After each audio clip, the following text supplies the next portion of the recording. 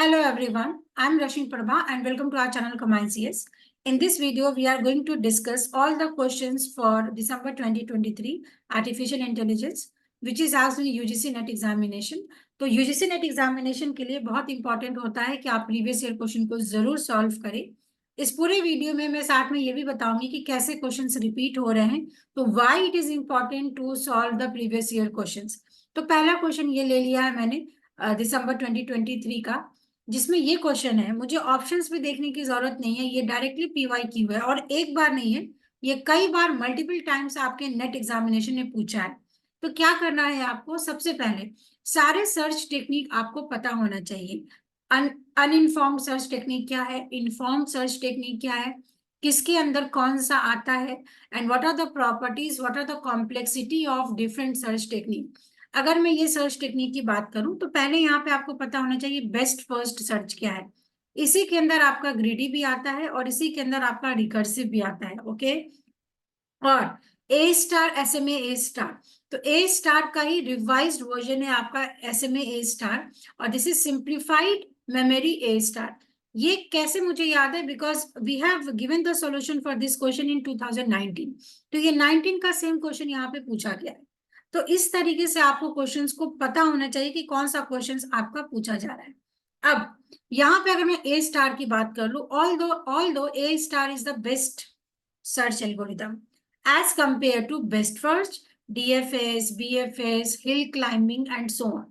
ठीक है, but A star में आप सारे नोड्स को कंसिडर करते हो, जिसका आपका जो ऑब्जेक्टिव फंक्शन होता है वो होता है G of N plus H of N, and this is your objective function. क्या मतलब है कि आप स्टार्ट से इंटरमीडिएट गोल तक आ रहे हैं और फिर इंटरमीडिएट से एंड तक जा रहे हैं। तो हम सारे नोड्स को कवर कर रहे हैं। जब हम सारे नोड्स को कवर करें तो ऑब्वियसली इसकी कॉम्प्लेक्सिटी जो होगी बहुत हाई हो जाती है ए स्टार की, in terms of computation and space complexity. क्यों? क्योंकि सारे नोट्स को आपको स्टोर करना पड़ेगा और फिर आप उस पर कंप्यूटेशन अप्लाई करोगे। तो that is why it is A star का मैच हो जाएगा 4 से। Computation and space complexity is too light. Okay, इसके बाद हम यहाँ पे बात करें optimal, if optimal solution is reachable, otherwise return the best reachable optimal solution. अब ए स्टार जो है वो आपका ऑप्टिमल भी कहा जाता है, it is optimal and best. अगर एसएमए की बात करें, ठीक है, तो यहाँ पे ऑप्टिमल की बात की गई है। तो बिकॉज एसएमए क्या है, सिंप्लीफाइड मेमोरी ए स्टार, मतलब ए स्टार में जो इतना ज्यादा आपका मेमोरी कंज्यूम हो रहा है, ठीक है, इसी मेमोरी कंजम्पशन को रिड्यूस करने के लिए we have another algorithm that is SMA A star. तो जो डी है, डी के साथ आपका ऑप्शन नंबर 3 मैच हो जाएगा। और अगर एक ऑप्शन पे भी मुझे कॉन्फिडेंस है then I can solve the question. क्यों? क्योंकि ये पीवाईक्यू है। उसके बाद बात कर ले ग्रीडी बेस्ट सर्च की और रिकर्सिव बेस्ट सर्च की।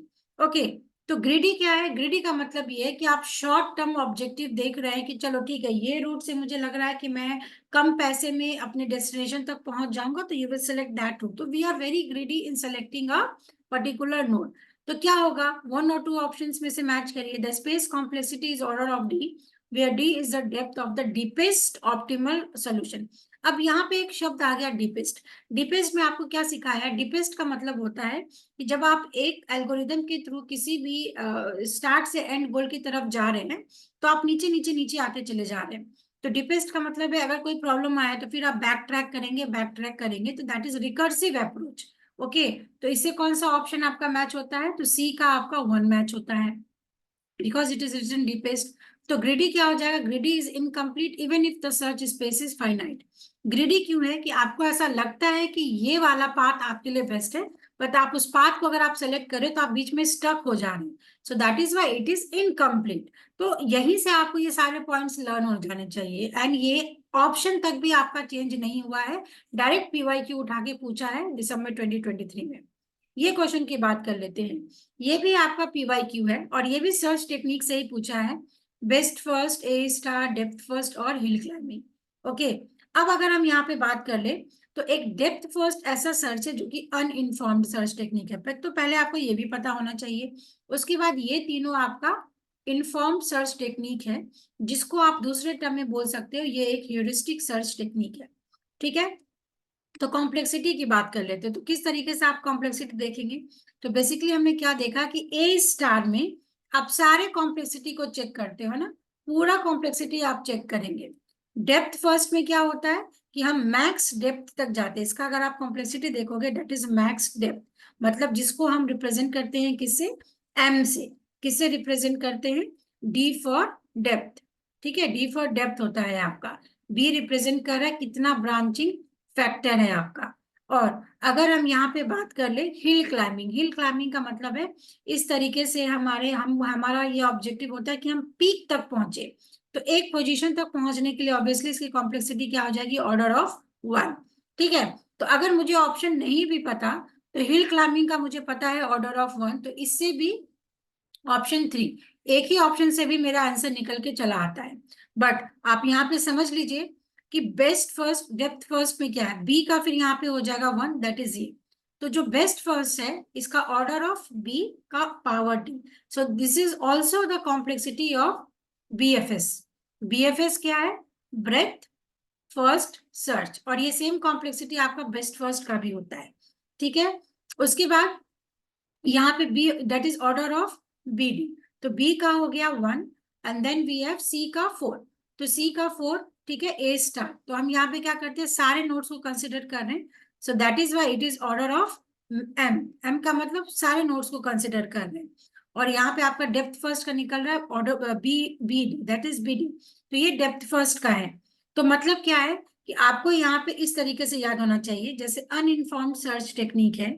अनइनफॉर्म में ज्यादातर क्वेश्चन पूछता है दो ही चीजों से, डीएफएस बीएफएस। अगर आपको नहीं पता इनके properties complexity, I will suggest you go and watch the 2 और 3 minute videos on our channel, जो कि एआई में कवर है।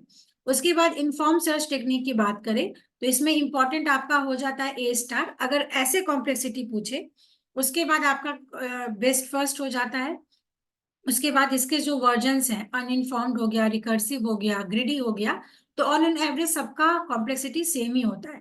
ठीक है, तो ये आपके पास नोट्स में लिखा होना चाहिए कि what are the various complexity. Again this is the previous year question, तो इसमें ज्यादा एक्सप्लेनेशन की जरूरत नहीं है, आपको प्रॉपर्टीज पता होना चाहिए।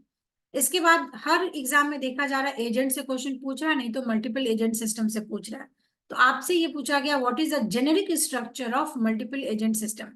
क्या वहां पे सिंगल एजेंट होते हैं विथ मल्टीपल ऑब्जेक्टिव, क्या वहां पे मल्टी एजेंट होता है विथ सिंगल ऑब्जेक्टिव, क्या वहां पे मल्टी एजेंट होता है with diverse objectives and communication ability, क्या वहां पे मल्टी एजेंट होता है विथ 2 ऑब्जेक्टिव। सबसे पहली बात, अगर टॉपिक नहीं भी पता है तो इतना तो आप समझ पा रहे हैं कि ये एआई का टॉपिक है जहां पे हम कॉम्प्लेक्स सिस्टम के बारे में बात कर रहे हैं। मल्टी एजेंट का मतलब होगा वहां पे मल्टीपल एजेंट्स होंगे। तो ये ऑप्शन तो इलिमिनेट हो गया। अगर आप तुक्का भी मारते हैं तो फिर भी ओपन माइंड से मारना है कि ये ऑप्शन आपका इलिमिनेट हो जाएगा। क्या मल्टी एजेंट सिंगल ऑब्जेक्टिव पे काम करेगा, no. So the correct answer is option number 3। मतलब थोड़े क्वेश्चंस ऐसे होते हैं ना जो कॉमन सेंस पे भी आप सॉल्व कर सकते हैं। क्यों, क्योंकि जब आप इस टॉपिक को पढ़ेंगे तो कोई आपको ये डेफिनेशन नहीं पढ़ाएगा। We are just going to give you the explanation of what is multiple agent system और उसके रोल्स क्या है, रिस्पॉन्सिबिलिटी क्या है। तो सिंपल सी बात होती है, मल्टी एजेंट सिस्टम का है कि कई सारे एजेंट हैं और हर एक एजेंट का अपना डाइवर्स ऑब्जेक्टिव है, वो सब उस डाइवर्स ऑब्जेक्ट को रिट्रीव करने की कोशिश करते हैं। ओके, नाउ सी, जून 2023 में भी क्वेश्चन पूछा है, दिसंबर 22 में भी पूछा है। अब मजेदार बात है, दिसंबर 23 में भी पूछ लिया है जेनेटिक एल्गोरिदम पे, उसके इनकोडिंग स्ट्रेटजी के बारे में, जिसमें हमने क्या देखा है, बाइनरी रियल परमुटेशन होता है। ठीक है, हाँ ये तीनों होता है आपका।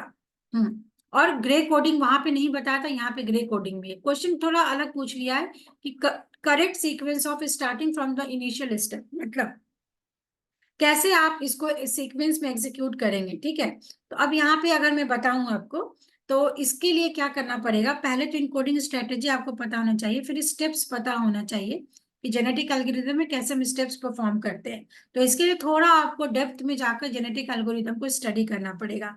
इस क्वेश्चन की अगर हम बात करें तो पहले अगर हम स्टार्टिंग की बात करें तो हम परमुटेशन कॉम्बिनेशन से शुरू करते हैं। ठीक है, उसके बाद ग्रे कोडिंग करते हैं, एंड देन हम उसकी बाइनरी कोडिंग करते हैं और फिर उसको रियल वैल्यू पे निकालते हैं। मतलब क्या है कि आपको जेनेटिक एल्गोरिथम में क्या मिलेगा, सेट ऑफ फजी वैल्यूज मिलेंगे। उसी फजी वैल्यूज में आज कुछ ऑपरेशंस लगा के आप रियल वैल्यू रिट्रीव करेंगे। इतना तो हम समझ सकते हैं क्योंकि फजी लॉजिक पे बेस्ड है। तो रियल वैल्यू कहाँ आएगा? सबसे लास्ट में। तो बी ऑप्शन सबसे लास्ट में कहाँ है? यहाँ पे। तो मतलब ये तरीका होना चाहिए पढ़ने का कि अगर आप थोड़ा सा भी सेंस वगैरह लगा के भी पढ़ेंगे तो आप क्वेश्चन को सॉल्व कर लेंगे कि फजी वैल्यूज को लेके रियल वैल्यू में कन्वर्ट करना होता है। तो real value should be last, क्यों? क्योंकि स्टार्टिंग से बात की गई है।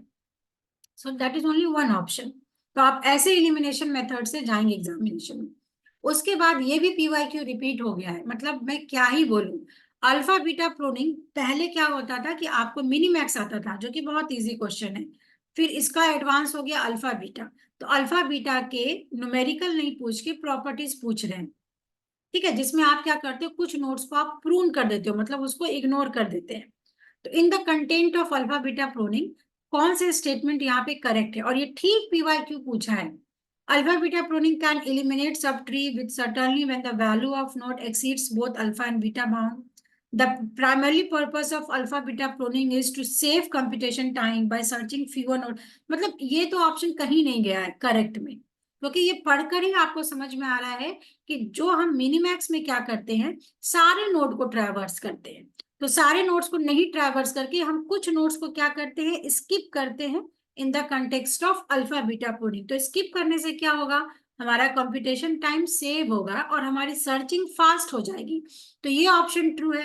ये ऑप्शन जैसे ही ट्रू हो गया तो ये ऑप्शन तो आपका एलिमिनेट हो जाएगा, क्यों? क्योंकि यहाँ पे बी है ही नहीं। Alpha beta pruning guarantees the optimal solution in all the cases by exploring the entire game tree। अरे इंटायर गेम ट्री की बात कैसे आएगी? आप एक तो बोल रहे हो कि आप कुछ नोट्स को प्रून कर रहे हो, और दूसरी तरफ आप ये बोल रहे हो कि ऑप्टिमल सोल्यूशन आपको मिलेगा जब आप इंटायर गेम को मतलब इंटायर गेम का मतलब है इंटायर नोट्स को आप कंसिडर कर रहे हो। ये दोनों स्टेटमेंट आपस में कॉन्ट्राडिक्टरी हो गया। तो मुझे क्या समझ में आया कि ऑप्शन बी 100% ट्रू है, तो ये ऑप्शन में होना ही चाहिए। तो ये ऑप्शन तो मेरा एलिमिनेट हो गया। उसके बाद सी ऑप्शन नहीं होना चाहिए। तो सी ऑप्शन नहीं होना चाहिए, तो ये दोनों भी एलिमिनेट हो गया। The correct answer is option number 3। तो इतना कॉन्फिडेंस होना चाहिए कि क्या होना चाहिए, क्या नहीं होना चाहिए। ठीक है, अब आप नेक्स्ट एग्जामिनेशन के इसको पढ़ लीजिए। Alpha beta bonds are initialized to negative positive. Yes, alpha और बीटा की वैल्यू हम नेगेटिव और पॉजिटिव असाइन करते हैं। तो ये भी एक इंपॉर्टेंट क्वेश्चन है कि अल्फा की वैल्यू नेगेटिव होती है और बीटा की वैल्यू पॉजिटिव होती है रिस्पेक्टिवली। ये आप याद रखिएगा, ये स्टेटमेंट हो गया true. Alpha beta pruning can eliminate subtree with certainly when the value of node exceeds both. हाँ ठीक है, तो ये वही है कि आप सब ट्री में कुछ वैल्यूज को एक्सीड करके आप एलिमिनेट करते हो। This answer is option also is, तो ये आपका ऑप्शन 3 इज करेक्ट। ठीक, ये क्वेश्चन अगर आप फजी लॉजिक देखेंगे, ये फजी लॉजिक का बेसिक ऑपरेशन है, बेसिक ऑपरेशन है ना। फजी सेट में आपका एक होता है म्यू। म्यू का मतलब होता है मेंबरशिप, है ना। मेंबरशिप की वैल्यू अगर 0.5 होती है उसको हम बोलते हैं क्रॉस ओवर। कोर का मतलब 1, कोर का मतलब होता है 1। अल्फा कट का मतलब होता है लेस देन इक्वल्स टू 0.5। और सपोर्ट का मतलब शायद बाउंड्री कंडीशन होता है, so that I need to check, but still आपको मैंने क्या बोला, फजी लॉजिक का 2 या 3 वीडियो है, अगर आप उसको कवर कर लेते हैं तो ये सारे मिस्टेक्स तो होंगे ही नहीं। सिंपल सा क्वेश्चन है। ठीक, अब उसके बाद ये क्वेश्चन देखिए, अगर आप 2019 का पेपर उठाएंगे, आपको के मीन क्लस्टरिंग पे बहुत क्वेश्चंस दिख रहे हैं, which is the part of data mining. ठीक है, क्यों? क्योंकि एआई का सबसेट है डेटा माइनिंग, और अनसुपरवाइज्ड लर्निंग का ये पार्ट है के मीन क्लस्टरिंग। तो ये भी पहले पता होना चाहिए कि अनसुपरवाइज्ड लर्निंग में के मीन क्लस्टरिंग आता है। और इसके सेंट्रॉइड वाले बहुत क्वेश्चंस पूछे हैं, जो कि थ्योरी क्वेश्चन पूछे हैं। तो yes I can say this is not a easy question, this is moderate level of question. क्यों? क्योंकि अगर आपने मशीन लर्निंग पढ़ा है, अगर आपने डेटा माइनिंग पढ़ा है, अगर आपने उसके कुछ मेथड्स पे काम किया है, तब जाके आप ये क्वेश्चंस को सॉल्व कर सकते हैं। तो अगर आउट ऑफ 10 अगर आप 9 भी लेके आ रहे हैं, that is a very good score for all the units. क्यों? क्योंकि एआई का स्कोप ही इतना ज्यादा है कि यू कैन नॉट एक्सपेक्ट कि you will solve all 10 out of 10 question. क्यों? क्योंकि एग्जामिनेशन आपको क्रैक करना है, वहां पे आपको ये स्किल नहीं दिखाना है कि you are very good in machine learning, you are very good in deep learning. नहीं, you are able to qualify net and you are eligible for assistant professor JRF और PhD, yes or no। तो इसके लिए equal time देना है आपको सारे units पे। ठीक है, ये नहीं कि एक सब्जेक्ट लेके बैठ गए और उसी को पढ़ते बैठे, नहीं। Make your time table, start learning with your time table and then solve all the previous year question. तो अगर ये क्वेश्चन नहीं पता तो इसको क्या करना है, देखो करेक्ट सीक्वेंस पूछा है, तो इस क्वेश्चन से मैं कैसे पढ़ूंगी, अनसुपरवाइज लर्निंग, ठीक है, जिसके अंदर कोई भी सुपरविजन नहीं होता, के मीन क्लस्टरिंग, हाँ ये इसका एक एग्जांपल मुझे पता है। अब करेक्ट सीक्वेंस पूछा, मैं ऑप्शन से देख लेती हूँ। randomly initialize cluster centroid, assign each data point to nearest cluster, update the cluster centroid based on the mean of the data point assigned to the each cluster, specify the number of clusters to partition होना चाहिए यहाँ पे the data into, and repeat step B and C until convergence criteria are met। ठीक है, क्या मुझे logically ये समझ में आ रहा है, ये जो रिपीट वाला स्टेप है वो लास्ट होना चाहिए, और अगर इतना समझ में आए तो मुझे आगे पढ़ने की जरूरत नहीं, क्योंकि सारे ऑप्शन में ई है। तो चलो इतना तो क्लियर हो गया। अब अगर आपको ये चीजें समझ में आ जाए कि इसमें कौन सा आप पहला पॉइंट उठाएंगे, जैसे ऑप्शन से उठाओ, ऑप्शन को जब आप देखेंगे तो ई मेरा यहाँ से कैंसिल हो गया और बी मेरा यहाँ से कैंसिल हो गया, क्यों, क्योंकि किसी भी ऑप्शन में आपको ई तो आएगा नहीं और बी है नहीं। तो अब आप देखो ए सी डी, एग्जाम में कैसे पढ़ना है कि ए सी डी में आप किसको स्टेप 1 बनाएंगे, क्यों, क्योंकि करेक्ट सीक्वेंस बनाना है। हमने रैंडमली इनिशियलाइज किया क्लस्टर के सेंट्रॉइड को, ठीक है, हमने अपडेट किया, तो अपडेट तो बाद में आएगा, तो मतलब ये ऑप्शन आपका हट जाएगा। Specify the number of cluster to partition the data. Now it is a very good point, यहां से मुझे ये समझ में आ रहा है कि अगर के मीन क्लस्टरिंग की बात हो रही है, ठीक है, तो यहाँ पे काफी सारे सैंपल्स मुझे इस तरीके से दिया रहेगा जिसमें मैं मीन वगैरह निकालूंगी। तो सबसे पहले तो ये तो पता करना है कि कितना क्लस्टर बनाना है, जो मेरे पास सैंपल डेटा है कितने क्लस्टर बनाएंगे, क्लस्टर बनाने के बाद ही तो उसमें डेटा जाएगा, और फिर उसको आप सेंट्रॉइड वगैरह रेंडमली सेलेक्ट करेंगे ना। तो नाउ आई कैन कंक्लूड कि ये वाला ऑप्शन बी, ये नहीं होगा और ये नहीं होगा, क्यों, क्योंकि मुझे पता चल गया कि डी जरूर होगा। डी के बाद अगर आप इसको अभी भी रीड करेंगे तो आपको पता चलेगा D will be the first line, और इसके बाद यही आपका ऑप्शन 2 बनने वाला है। तो ये नहीं कि आप अगर ये टॉपिक नहीं पढ़ के गए हैं तो सॉल्व नहीं कर सकते, थोड़ा सा एग्जामिनेशन में फोकस्ड होके भी अगर आप क्वेश्चन पढ़ेंगे तो बहुत क्वेश्चंस आप सॉल्व कर सकते हैं। चलिए, आई होप इस तरीके का एक्सप्लेनेशन आपको समझ में आ रहा हो। अगर still if you are feeling कि something more to be added, so you are free to post your suggestions, because कोई भी वीडियो बनाने में बहुत मेहनत लगती है, एंड वी आर एक्सपेक्टिंग कि you will be giving us the feedback कि आपको अगर किसी और सब्जेक्ट्स का एक्सप्लेनेशन चाहिए या इसी टॉपिक में कुछ और इन्हांसमेंट करने की जरूरत है, तो feedback are most welcome. So please write us in the comment section. Okay, चलिए नेक्स्ट क्वेश्चन देख लेते हैं। Which of the following are the commonly used parsing technique NLP, है ना, फॉर सिंथेटिक एनालिसिस। क्या बोला मैंने जून 2023 में, क्या बोला था मैंने कि एनएलपी पढ़ना है, इसके कंपोनेंट्स पढ़ने हैं, और उस कंपोनेंट्स के अंदर टेक्निक्स पढ़ना है। ठीक, जैसे कंपोनेंट में आपने देखा सिंथेटिक एनालिसिस है, अब सिंथेटिक एनालिसिस के अंदर पूछ लिया है उसके पार्सिंग टेक्निक्स क्या है, तो ऐसे हमें पता चलता है कि नेक्स्ट टाइम पे क्या क्वेश्चन पूछेगा। तो अगर ये क्वेश्चन नहीं पता तो प्लीज इसको पढ़िए, और एनएलपी के जितने भी कंपोनेंट आपने पढ़े, प्रैग्मेटिक था, मॉर्फोलॉजिकल था, सिंटेक्स था, तो यहाँ पे किसका टेक्निक पूछा है, सिंथेटिक का। तो नेक्स्ट एग्जामिनेशन के लिए आप प्रैग्मेटिक का भी पढ़ लीजिए, मॉर्फोलॉजिकल का भी पढ़ लीजिए, सिंटेक्स का भी पढ़ लीजिए, ताकि ये क्वेश्चन आपके गलत ना हो। कॉमनली यूज टेक्निक की अगर बात करें तो डायरेक्टली हम आंसर से जाएंगे, because yes this is a static question. ठीक है, आपको सिंपली इसका विकिपीडिया करना है। So the correct answer is A B C and ई।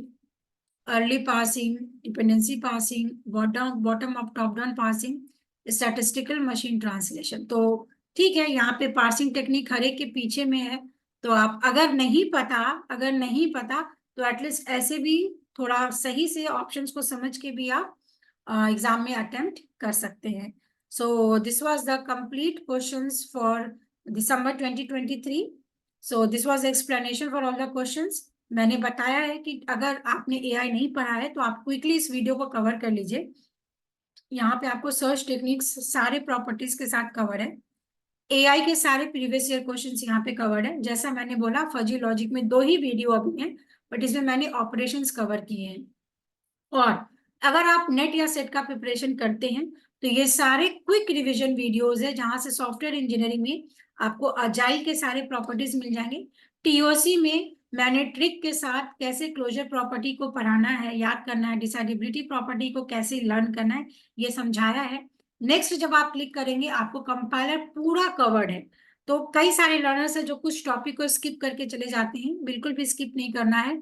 आप जरूर, आपके पास टाइम है, जरूर पढ़िए, अच्छे से पढ़िए। उसके बाद big data, yes big data पे यहाँ पे मैंने PYQ सॉल्व किया है जो कि यूजीसी नेट में पूछा गया है, तो आप यहाँ से भी प्रिपरेशन कर सकते हैं। डेटा साइंस में आपको यहाँ पे सुपरवाइज्ड, अनसुपरवाइज्ड और री इन्फोर्समेंट लर्निंग के जो टेक्निक्स पे क्वेश्चन पूछ रहे हैं वो आपको यहाँ से मिल जाएगा। तो इस तरीके से मैंने अपनी कोशिश की है कि जो आपके न्यू टॉपिक्स से related to AI, that is data mining, big data, so we have covered those videos. So this is our official YouTube channel, जरूर इसको सब्सक्राइब करके रखिए और अपने इन पे प्रिपरेशन शुरू करिए। कुछ भी अगर आपको डाउट है या फिर अगर आप दिसंबर 2024 के लिए इनरोल करना चाहते हैं, already we are taking admissions for the December batch also, you can join any time. So इस नंबर पे आप कांटेक्ट कर सकते हैं and you can drop your query as well. इस वीडियो में इतना ही रखेंगे। अगर वीडियो अच्छा लगे तो प्लीज अपने फ्रेंड्स के भी साथ शेयर करें, लाइक करें एंड चैनल को सब्सक्राइब करना बिल्कुल भी मत भूले। Thank you so much for watching this.